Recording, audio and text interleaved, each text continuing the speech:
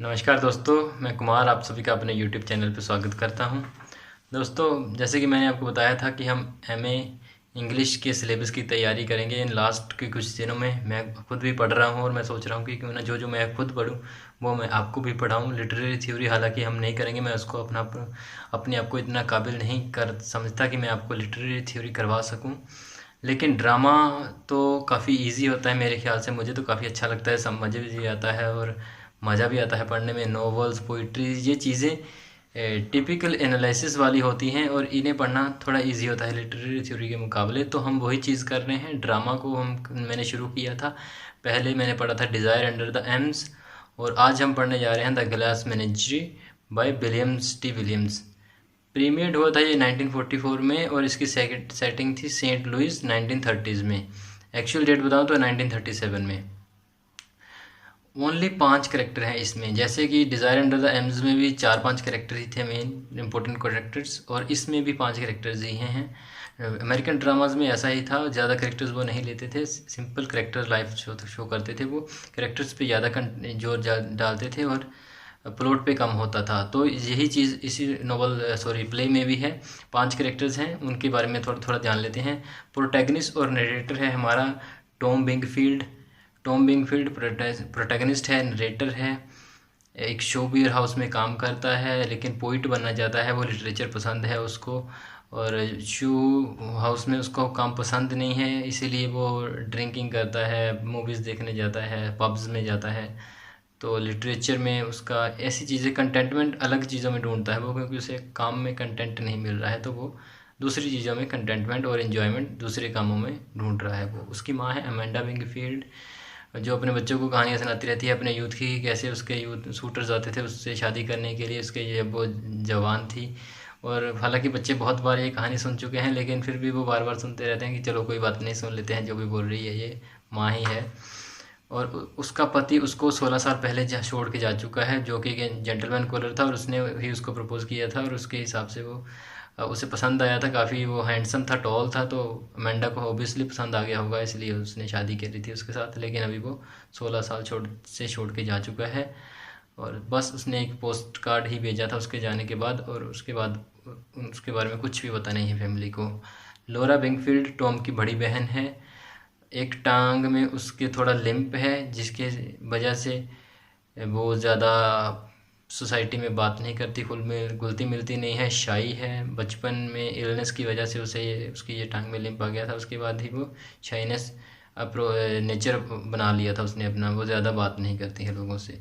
एक और character important character है जिम ओकॉनर, टॉम का फ्रेंड है। टॉम और लोरा को वो बचपन से स्कूल से जानता है। शू वेयर हाउस में ही काम करता है जिसमें टॉम काम करता है, वहीं पे दोनों एक दूसरे के काम करते हैं, दोनों कलीग हैं। और इसको बाद में वो शूटर एज ए शूटर्स भी देखेंगे फैमिली लोरा के लिए। एक मिस्टर विंगफील्ड करेक्टर है जो स्टेज पे कभी भी अपेयर नहीं होता, लेकिन उसकी पोर्ट्रेट लगी हुई है घर में। वो 16 साल पहले फैमिली को छोड़ के जा चुका है, उसने बस तब से एक पोस्ट कार्ड ही भेजा है और उसके बारे में कुछ भी पता नहीं है फैमिली को। बहुत ही इम्पोर्टेंट करेक्टर तो नहीं है ये, लेकिन फिर भी एक इम्पोर्टेंट रोल तो है इसका, फैमिली पे इन्फ्लुएंस है उसके छोड़ जाने का, क्योंकि बाद में टॉम भी कुछ ऐसा ही करेगा, अपने बाप के नक्शे कदम पर ही चलेगा। ऐसा कुछ होता है बाद में, वो बाद में डिस्कस करेंगे। फिलहाल डिस्कस करते हैं स्टोरीज को। कहानी शुरू होती है टॉम के सोलोलिक्य से, जो अपने खुद से बात कर रहा है, वो सोलोलिक्य खुद से बात कर रहा है, वो स्टेज पे दर्शकों को सुनाई दे रहा है, वो मैं आपके साथ डिस्कस करता हूँ। Yes, I have tricks in my pocket, I have things up my sleeve, but I am the opposite of a stage magician. He gives you an illusion that has the appearance of truth. I give you truth in the pleasant disguise of illusion. इस सोलिक्य के साथ कहानी की शुरुआत होती है, play की शुरुआत होती है। प्ले में होता है कि शुरू में वही जो मैंने आपको पहले बताया, अमेंडा अपने बच्चों को बता रही है कैसे कैसे ज़बानी में उसको शूटर्स आते थे, और कैसे उसने उनके फादर से शादी की जो एक जेंटलमैन कॉलर था, बहुत ही हैंडसम था, रोल था। इस तरह से अमेंडा जो अपने बच्चों की उसको फ़िक्र रहती है हर दफ़ा, वो टॉम को कहती है कि अच्छे से काम करे, कोई ढंग का काम ढूंढे, या फिर जो भी काम कर रहा है वो अच्छे से करे। वो उसे कहती भी है कि अपनी बहन के लिए कुछ सोचो, तुम अपने बारे में ही अपने बारे में ही सोचते रहते हो सर, इतने सेल्फिश मत बनो, अपनी बहन के लिए जो कि एक लिम्प्ड है उसके बारे में भी कुछ सोचो। तो टॉम को ज़्यादा फ़र्क नहीं पड़ता, वो अपनी ही मुश्किलों में लंगा हुआ था। हालांकि वो कैंप फैमिली के लिए शू वेयर हाउस में काम कर रहा है, उसे पसंद नहीं है शू वेयर हाउस में काम करना, लेकिन बस फैमिली के लिए तो वो कर रहा है। लोरा के पास एक ग्लास मेनेजरी है जिसमें उसने छोटे छोटे ग्लास के एनिमल्स को संभाल के रखा है और वो उनके साथ ही खेलती रहती है, उनके साथ ही बिज़ी रहती है, तो वो ज़्यादा ध्यान नहीं देती किसी और चीज़ों पे। शाई है, इंट्रोवर्ट है, बाहर जाना उसे ज़्यादा पसंद नहीं है। उसकी माँ ने उसको बिज़नेस स्कूल में दाखिला दिलवाया था, लेकिन वो बाहर ही घूमती रही, सिटी में घूमती रही, कॉलेज जाती ही नहीं थी क्योंकि उसे सोशलाइज नहीं है, वो लोगों से मिलना जुलना ज़्यादा पसंद नहीं है उसको। जब टॉम की माँ अमेंडा उसे प्रेशराइज़ करती है कि तुम कोई सूटर्स देखो अपने कंपनी में जो अमेंडा के लिए लोरा के लिए सही हो, तो टॉम एक दिन अपने फ्रेंड और कुलीग जिम ओ'कॉनर को घर लेके आता है, डिनर पे इनवाइट करता है। वो डिनर पे आता है, लोरा डोर खोलती है अपने माँ के प्रेशराइज़ करने पर और जिम आके डिनर करता है। अमेंडा उसकी और बहुत ही आकर्षित हो जाती है, अट्रैक्टिव हो जाती है, उसे बहुत पसंद आता है कि ये लोरा के लिए ये लड़का सही रहेगा। दोनों आपस में अच्छी बातें करते हैं। तभी लाइट चली जाती है। लोरा हालांकि पहले तो रिलेक्टेंट है डिनर में आने के लिए, अपने कमरे में ही बंद है, लेकिन बाद में वो आ जाती है। शुरू में तो जिम से काफ़ी वो शाई रहती है, बात नहीं करती है, लेकिन फिर जिम का नेचर देख के उसे पसंद आता है और उसके साथ घुल जाती है, घुल मिल जाती है वो। और वो उसे ये भी बता देती है कि स्कूल टाइम में जिम उसका क्रश हुआ करता था, लेकिन शाइनेस की वजह से वो उसे कभी भी प्रपोज नहीं कर पाई, उसके सामने कभी भी अप्रोच नहीं कर पाई।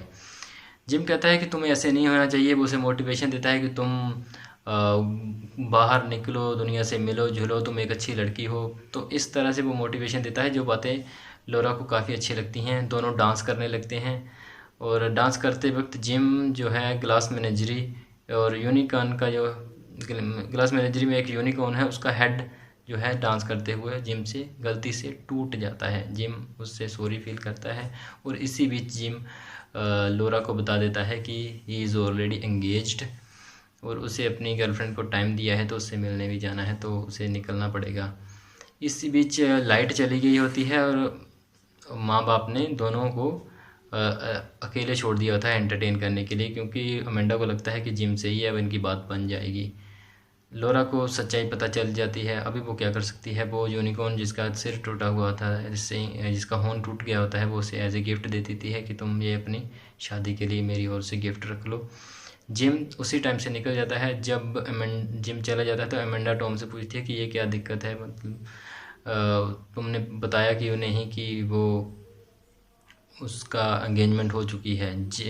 टॉम को भी इस बात का पता नहीं होता है। उसे लगता है कि जिम ने लोरा को वो पसंद नहीं करता था, इसीलिए जिम ने ये झूठ बोल दिया है कि उसकी एंगेजमेंट हो गई है और वो निकल गया है, बस बचने के लिए यहाँ से निकल गया है।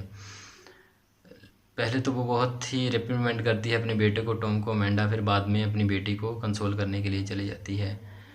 तभी जिम कहता है कि तुम चीज़ें उठाओ और मैं अभी अमेंडा को बता देगा वो कि मुझे शू वेयर हाउस से निकाल दिया गया है और मैं घर छोड़ के जा रहा हूँ। जब प्ले ख़त्म होता है तो वो अपनी माँ और बहन को छोड़ के चला गया होता है और वो कहता है ऑडियंस से कि मुझे आज भी मैं गिल्टी हूँ उनको छोड़ने के लिए। देखिए, ये नॉवल जो प्ले जो है विलियम डी विलियम्स ने लिखा था, ये काफ़ी ऑटोबायोग्राफिकल कंटेंट से मिलता जुलता है। विलियम्स के फादर ने उसको अपनी फैमिली को छोड़ दिया था।